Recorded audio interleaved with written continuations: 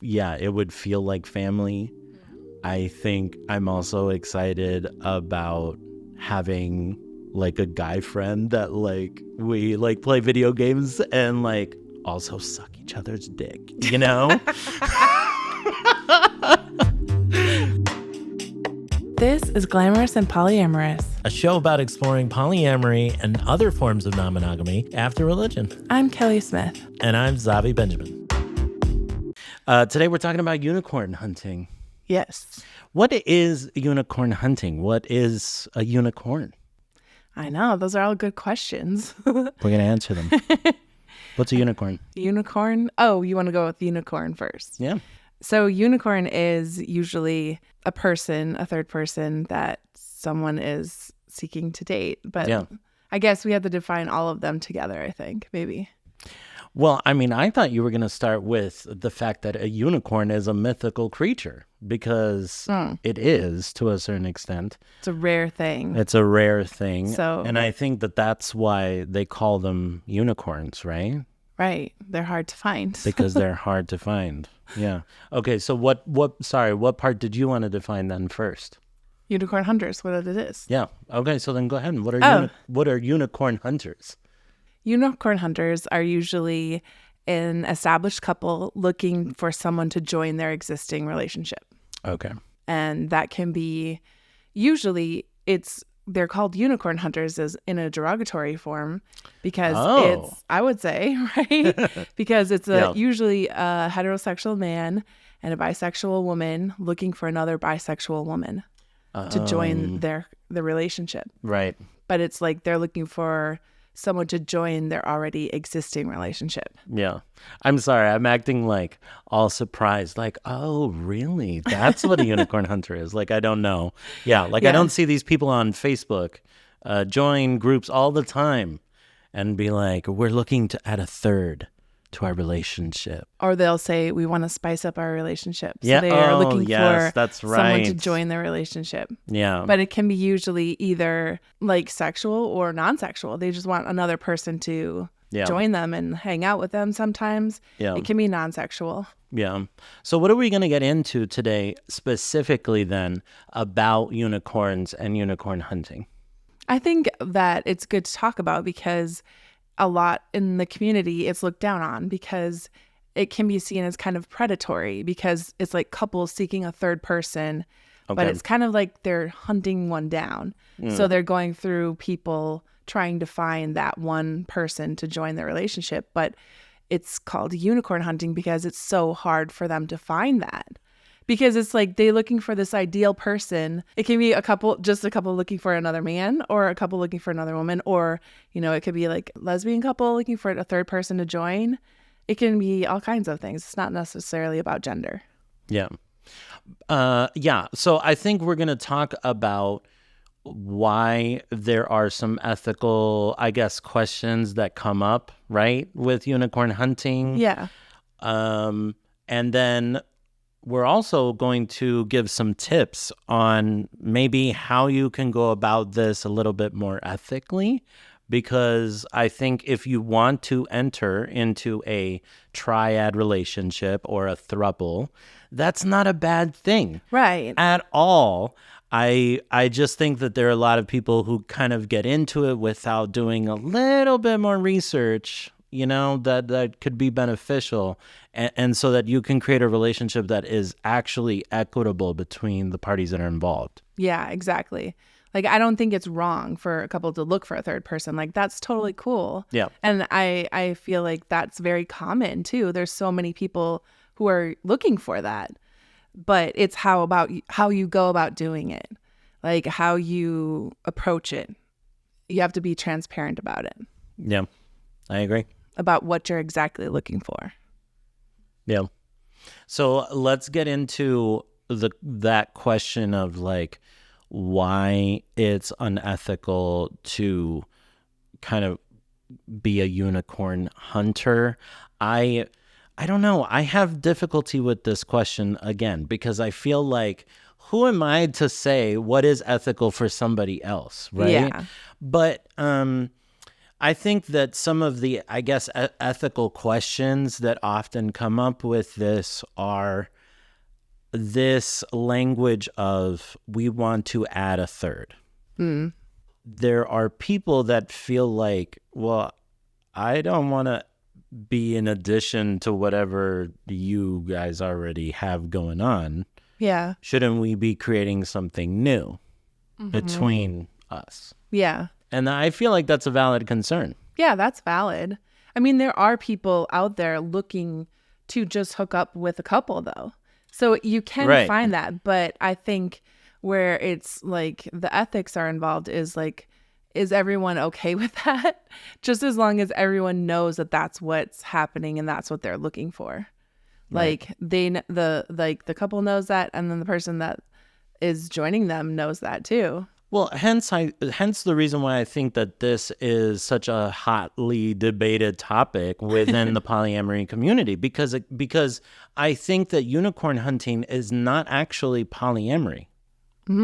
Unicorn hunting is more just ethical non-monogamy, and there are people who want to do that, who want to just have more casual sexual relationships. Like you said, that's totally true. But I think that there are a lot of unicorn hunters that end up in polyamory groups where polyamorous people are not interested in just a sexual connection most of the time.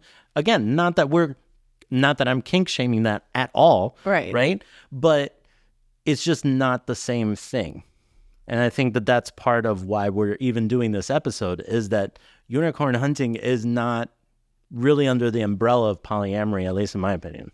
Yeah, I feel like for the most part, people who are polyamorous or in the polyamorous community feel like they want their own relationship, and that's what they're seeking, unless they are single and looking for that. I mean, it's all about what you identify as, and I guess what you are looking for, and just as long as that's clarified. Yeah. Yeah. I want to give some tips about how you can go about finding a triad ethically, because again, like we said earlier, I don't think that it's wrong to do that at all. Yeah, there's nothing wrong with that. So number one for me was don't make rules. And I love this one because I think that there are people who go into finding a triad or finding a person to form a triad with, that what they'll do is they'll create rules between their existing couple that are then going to apply on this, at that point, probably fictional third person still. Right. Yeah. And I think that's like the wrong way to go about it. I think that, again, an ethical triad is about forming an agreement that all three of you are on board with. And I think that means, like, the way that I was thinking about it today when I was thinking about the episode was like, if you and I, for example, wanted to be in a triad, that means that the relationship that we have now is over. That relationship would be over. We would be starting a totally new relationship with a third person. It's a completely different thing, you know? And I think it's also very different to like being in a V. Also, right. Because in a V, you're not deconstructing that original relationship. Right. You know what I mean? Yeah, it's still intact. But if you are truly forming a triad, you basically are, again, forming a whole new relationship between the three people. So you cannot have rules that are pre-existing that then apply to this other person. That's not equitable. Yeah, exactly. I think, and just to add on top of that, so instead of having rules, establish agreements. Like, come to some sort of agreement with everyone involved that everyone has agreed upon and is okay with, and make those decisions together, because it can't be one couple making the rules and then the other person just has to abide by those rules. I don't feel like that's fair. Yeah. So for my tip, to kind of add on top of that, I feel like that everyone just needs to be honest. Be honest with what you're feeling and what you actually want out of the relationship. if you are just looking for a sexual connection with someone, I think everyone needs to be honest about that. If you are looking for more than that, a deep relationship or a deep connection with everyone involved, be honest about that. And so I think it's important for each person that's involved in the relationship to be honest about what their needs are, what their wants are, so that everyone knows and is aware of how they truly feel. How do you feel like you do that when you're starting out? I think that it's something that just has to be talked about. Like if it's just a couple looking to have a sexual experience with another person. Yeah. Okay. From the beginning, just say that. That's what you're looking for. Yeah. And then if the other third party is okay with that, then I feel like it's totally fine. Yeah. But what's hard is I feel like if it goes beyond that sometimes when people develop feelings, maybe, if it continuously goes on, some people might not feel like one way or another is fair. So that's where it can kind of get tricky. Right. I mean, I remember someone telling me once that the other partner was keeping track of like every little detail about their sexual encounter to make sure that it was fair and equitable. And I feel like that is where it gets kind of awkward and dodgy. If someone is like keeping track of everything that's happening and wants it to be equal, okay, right. But so does that mean like, oh, if I go down on this person, I have to go down on the other person? Is that what that means? That's kind of how it was. Oh, wow. So, yeah. I mean, that's why I talk about be honest about what you're okay with and just so everyone knows. Yeah. I think also the something that I was thinking about with this one about being honest about what your needs and wants are is how do you present that in a dating profile also in a way where you're actually going to find people that want what you want? Because again, I think if you go down the route of creating like a couple profile, for example, and saying you're looking for a triad, I think you're going to attract a certain kind of person.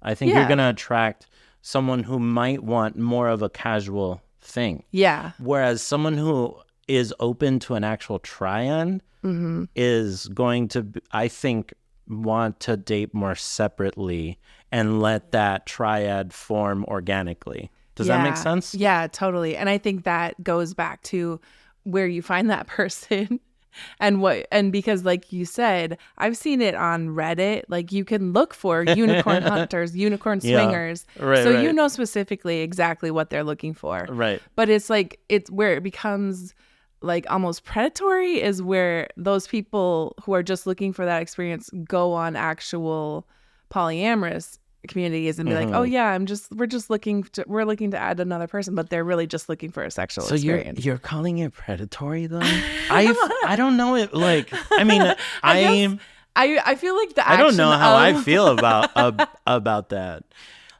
Like, I get that it's not right, and I agree with a lot of the rules that you'll see in polyamory groups that are like no unicorn hunting in here, but at the same time, like I don't know if I'm willing to say like predatory. Yeah, I don't know. I mean, I guess I shouldn't but say feel predatory. free to disagree if that's how you feel. I just feel like if they're not honest about that, then it is when it becomes predatory. If they're not honest about saying that's what they're looking for, then if they continuously seek out this one person because they're trying to hook up with them, then it becomes predatory. Right. If they know this person is solo poly and they're just seeking that person to have them join their relationship, it becomes a little predatory. Yeah, that's true. Yeah, because when you, I will agree with that. The moment you are doing something where you're trying to manipulate somebody, right? Yeah. Because you know what you're actually seeking, but you don't think that this person would be open to that, so you say something else. Yeah. That is kind of fucked up. Yeah. And I don't agree with that. And I wouldn't want that to happen to me, like someone to seek me out like that. Yeah. That's not cool. Yeah. My next tip is to date separately. Okay. What do you mean by that? What I mean is what we talked a little bit about earlier in the episode that you're forming a new relationship. And that means that there are now 4 different relationships that you need to manage. There is the relationship between each dyad, so each, pair of 2, and then the relationship between all 3 of you. All of them together Yeah. is one relationship. Yeah. So I feel like that means you've got to schedule date nights with each individual person. And then you also need throuple time too. Well, so I've heard of some couples. it's a lot. Some It's a lot. Couples will only go out, all 3 of them all together, and that's Okay. fine. That's their relationship. Wait, I've heard of that. What do you mean that they'll only go out, the 3 of them together? When they go out, they will only go out, the 3 of them, Oh, every time, all the time, right. You see, or again, by themselves. I don't know. Again, I don't know if I agree with that, because I feel like every pair needs their one-on-one time. Because again, I think a lot of people have this misconception that if you're in a triad or a throuple, you're having threesomes all the time. And that's not the reality of a lot of people who are in triads. Yeah. They're not having group sex all the time.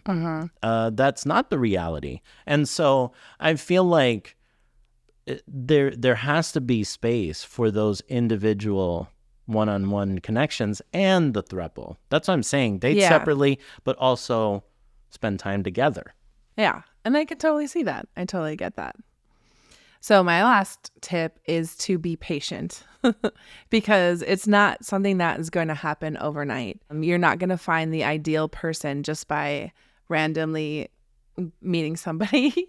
And I feel like a lot of people have in mind their ideal person, like, oh yeah, let's find this perfect looking woman, usually it's bisexual woman, to add to our relationship that's like, smart, funny, gonna get along with both of us just great. And they have this like thing in their head that they think is going to happen. And it usually doesn't happen like that. That's why they're called unicorns, because they are hard to find. So I feel like it's something that you just have to be patient with and, let things happen as they happen.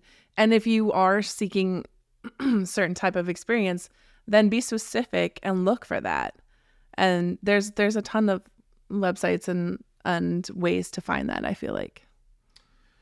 Yeah, that's true. I agree with this. And I would say that this is applicable to all of polyamory, because again, I think that when you are looking for a polyamorous relationship, sometimes when you're in the bubble of like the polyamory community, it can feel like there are a lot of polyamorous people. Like everybody knows about this. Yeah. But the truth is that a lot of people don't. And this is still a very, it's still a very kind of marginalized issue.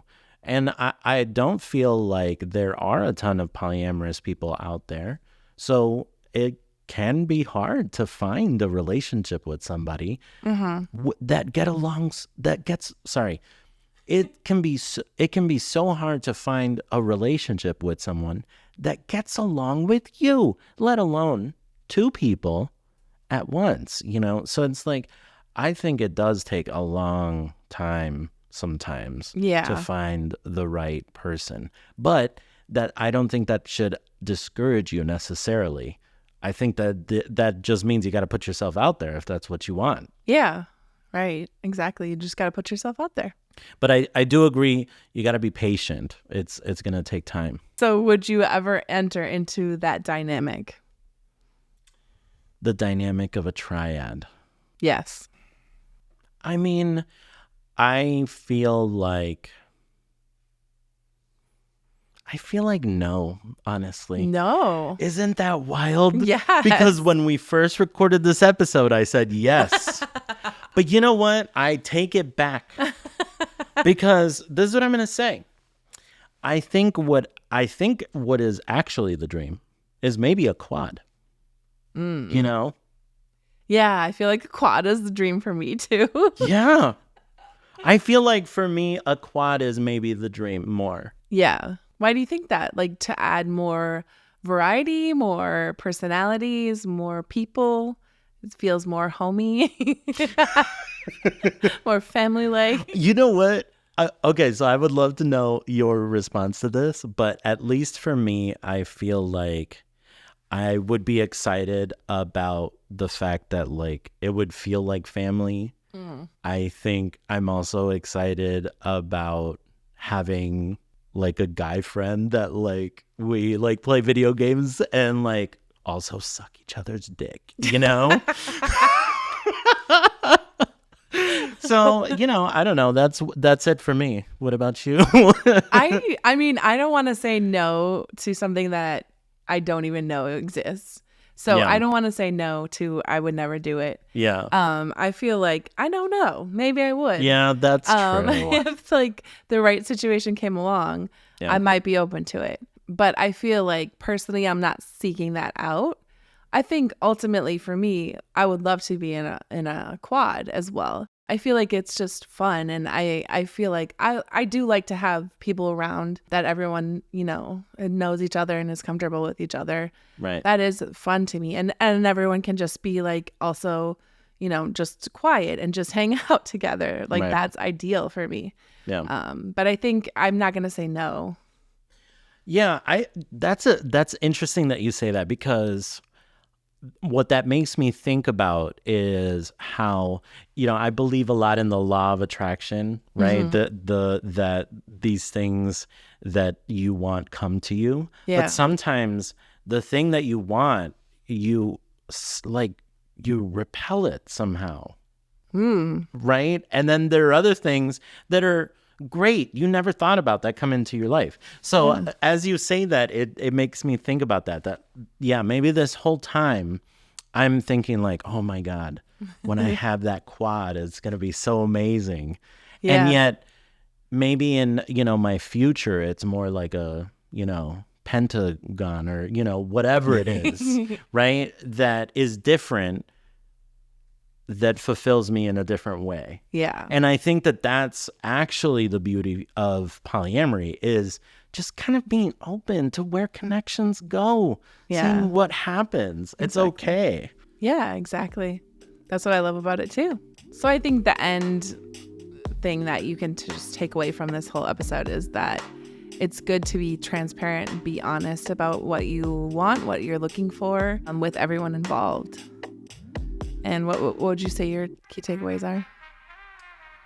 My key takeaway is that unicorn hunting is cool if you're honest about it. If you're not honest about it, that's not cool. I don't approve. I feel like that's it. That's my key takeaway. That's a good one.